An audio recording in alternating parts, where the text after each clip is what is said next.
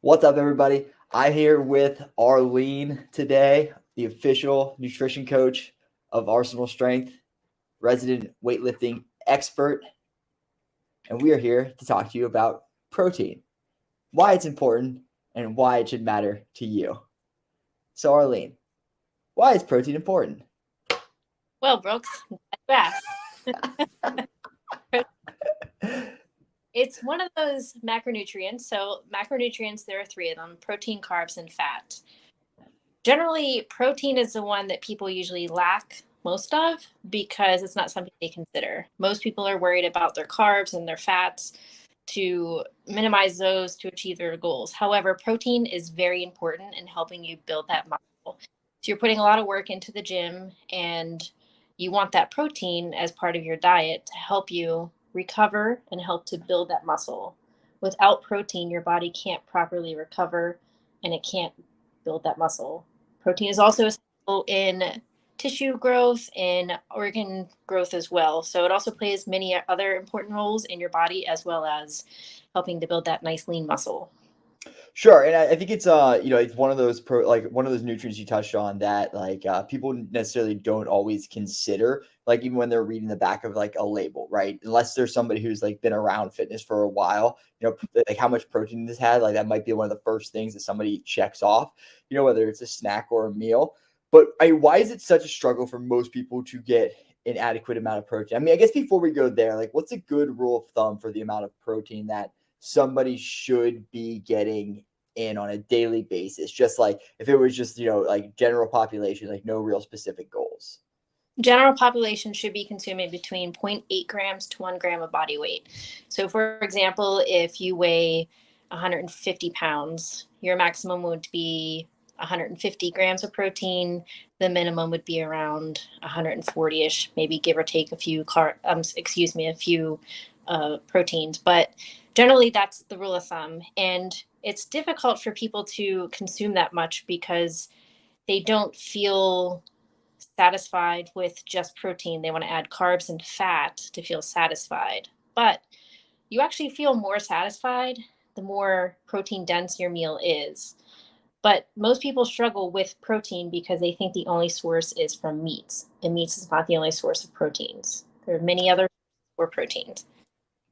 Yeah, so I think generally when people do start thinking about proteins, they like kind of like chalk it up to like breakfast, lunch, and dinner. And that's where I'm going to get the majority of my protein from. Then when you even go into like most accessible snacks for people, right? I mean, they're pretty much going to be snacks that are loaded with more carbohydrates and fat than actual protein. So like when you're working with somebody, right, to get an adequate amount of nutrition in, what are the things that you look for or that you ask them? Like what are some strategies to help people get an adequate amount of protein in each day? So, always, if they don't have any dietary restrictions, it's adding lean meats to each meal if possible. Um, Okay, so that would raw, be the first place you start. Like look at every meal and it's like, can we get like 20 to 30 grams of protein in at yes. every single meal? Yes, and that doesn't sound like a lot when you think about it, but given what is recommended, the zero point 0.8 to 1 grams of body fat, per pound of body weight, it can seem like a lot. So if you have a 150-pound person trying to consume 150 grams of protein, that's where they struggle. It's I can't eat that much protein. And the reason for that is because the higher the protein, as I said earlier, the more full you're going to feel. So it's almost like training your body to expand that stomach so that you can eat more protein and you can achieve those lean muscles that you're looking for. And you can feel fuller and more satisfied in the long term. Sure. Yeah, so I mean, let's keep using that 150-pound person example because I think I can almost go through a day of like how somebody could get that much protein in, right? So if we're starting to look at like, all right, they're having 3 meals a day, right? And they say, all right, let's say they know they can get 25 grams of some sort of protein in each of those meals, right? So they're going to get about 75 grams from their 3 main meals. That leaves another 75 grams of protein that they need to consume throughout the day. When you're working, like if you're looking for somebody, like, okay, step one is like, let's look at these meals and make sure we're getting an adequate amount of protein, right? So, okay, like you check the box on that. I think the meal that people probably struggle with the most getting a lot of protein in is more than likely breakfast and not so much the lunch and dinner. Do you have any recommendations for helping people get more protein in around breakfast specifically? Yes. So adding a protein shake, it's not something that you should rely on a regular basis. You also want to consume your protein from meats and plant foods, and adding that source of whey protein right before breakfast or after is also going to help increase the amount of protein that you're taking. So if you're somebody that struggles with, I just can't eat that much protein, adding a protein shake, even as a snack throughout the day, is really going to help you achieve those.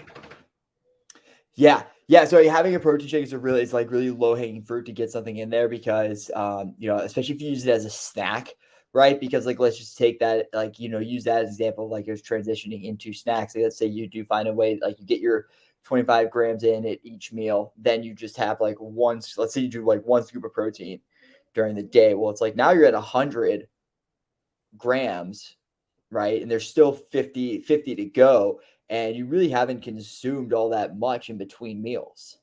Right. And adding, a nutrient dense protein bar, using, if you're not worried about your fat content at that point, using whole versus skim on dairy products. Dairy products are full of protein. You just have to be careful with the amount of fat that you're consuming if your goals are lower in fat. But another source is that dairy. Dairy is a little bit easier for most people to digest, but if you suffer from lactose intolerance, there are tons of dairy free substitutes that you can use. But in general, a liquid is sometimes easier to consume versus a solid.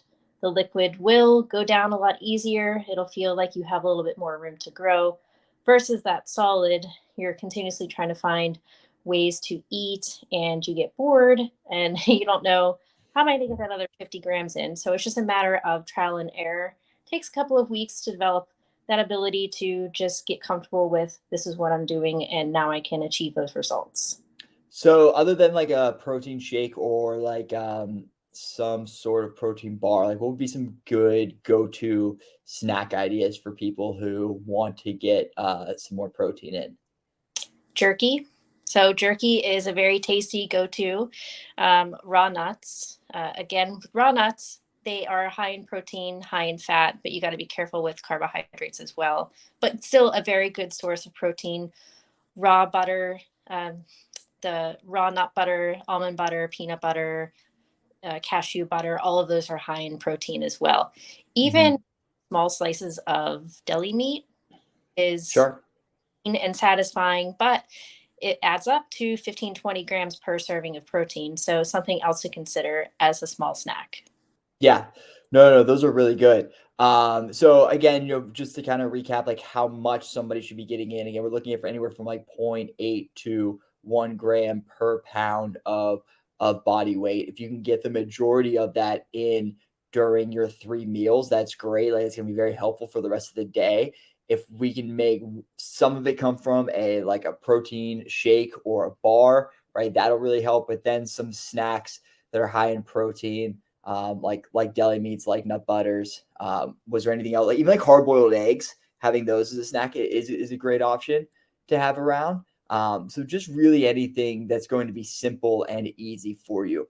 Talk to me about like timing a little bit. I feel like timing, it's important as you get more advanced. Or I mean, like when we're looking at from like a hierarchy, right? The first thing you should be concerned about is like just getting that amount of protein in. And then once you're getting it in consistently, then we can say, like, okay, we can start looking at the timing and trying to make sure that you're getting that in at the most ideal time during your day. Can you go into a little bit like protein timing around workouts and even at night? Yes. So protein timing is important to how your body's going to recover. So you want to think about upon awakening, getting a little bit of protein in, especially if you're active first thing in the morning. Working out on an empty stomach is never good. So you want to add a little bit of carb, a little bit of fat, and you also want to include that protein. So you can already start the day off with 15-20 grams of protein. You do your workout or you go about your day, Then post workout, you want to consume protein within at least 90 minutes. That 90-minute period is crucial. That's when your body starts to break down. You want to go into that active recovery phase. So going into that recovery phase, you're replenishing your body with protein source, and that protein source is going to help build that muscle and help you with recovery as well. Later in the day, you feel like you need a snack, 2 to 3 hours between meals. That protein source is going to help you feel a little bit fuller so that you're not overeating on that next meal, or you're not struggling to make it to that next meal.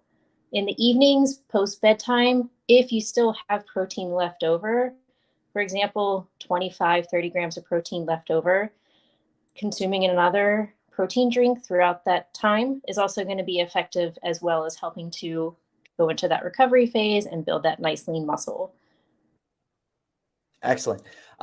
Any other closing thoughts on protein?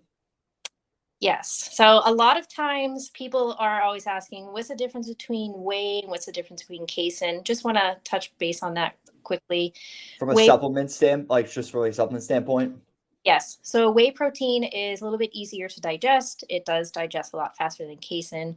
Whey protein is a source that you should be consuming before, after, or even during. That casein protein is something that you should consider as a snack throughout the day. It's going to sit in your stomach a little bit longer, so it doesn't digest as fast.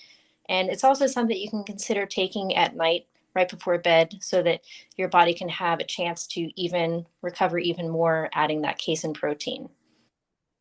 Yeah, I think with a nutrition supplement, or sorry, with like protein supplements too, it can take a little bit of trial and error to figure out like which one tastes best to you, which one has the best consistency, and like which one you find easy to digest. Like I do not, I'm pretty sensitive to whey proteins, and I have to be very careful about the ones that I take, or it will upset my stomach. So for me, I know that there's one brand that I take, and even if I take too much of it, my stomach will get pretty upset. Yeah, that's typical with protein, because sometimes it's just a lot for the body to digest. And it does take a tolerance. So if you're somebody who struggles with a sensitive stomach and you need that tolerance period to build up to a full serving, you can do a half serving of protein. You can even do a serving of protein, just a little bit maybe in your coffee, or just a little bit in a nice shake that doesn't necessarily consume most protein. Excellent. All right. Thanks, guys. We'll be back with some info on carbs and fats. See you soon. Bye.